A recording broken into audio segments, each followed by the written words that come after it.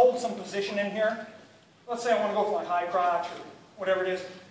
If I'm just holding position, what I like to do is kind of grab the meat on the top here and pull towards me, extending that distance, or increasing that distance of his elbow and his side.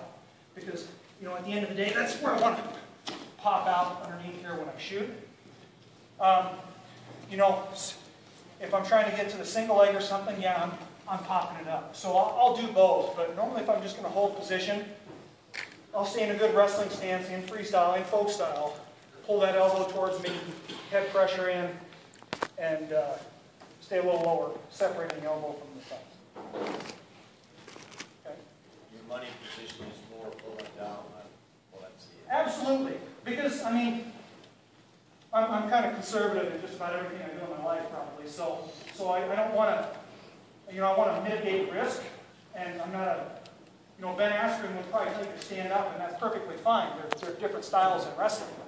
But, for me, if we're standing up here, there are certain things that can happen that, you're a little more in a danger position there, in my opinion.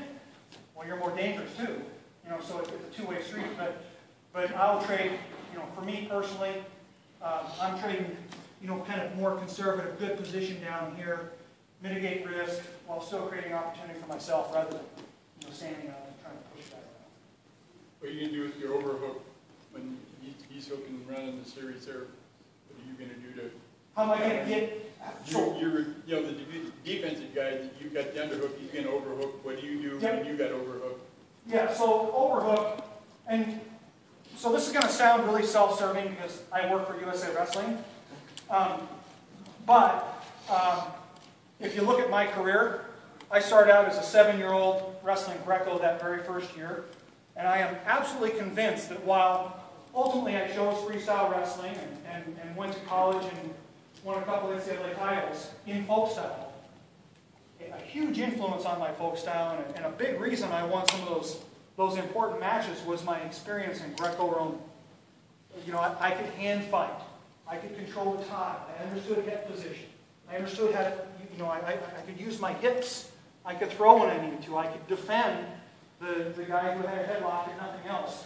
And so, like I said, it sounds self-serving, but if I were a high school coach and I were going to have my kid wrestle one style in the spring and one style only, it would be Greco Roman, because I think your kids are going to learn lessons there that really spill over into their folk style and pay dividends. But of course, I'd have them wrestling both. If they had a sambo tournament, I'd get there just to get kids competition. So first of all, I get my kids wrestling some Greco Roman because they're going to be forced to deal with this. So there's a couple things we can do here. First of all, if I can get head position, that buys me some time. Okay, but regardless of head position, one very tried and true technique is to simply pop my opponent here, at the same time extending this arm, sliding it down, rotating away. Okay, and the pop is just a little bit of icing on the cake. I can even do it without it. I can extend this arm, circle away here, but if I get a little pop right there, that really works nicely. Okay, so, and this is just something, in Greco, this is like 101.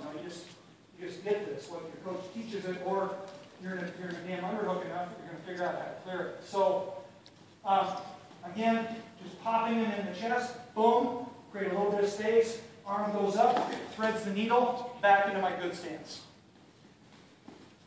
And of course, there are a lot of other things you can do.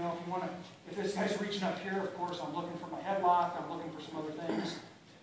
One other thing that I can do is I take this arm and I try to get it below his elbow and guide it in a little bit. And if it's more of a feel thing, but if I can get my arm below that elbow, I can pinch it inside and start to slide it off.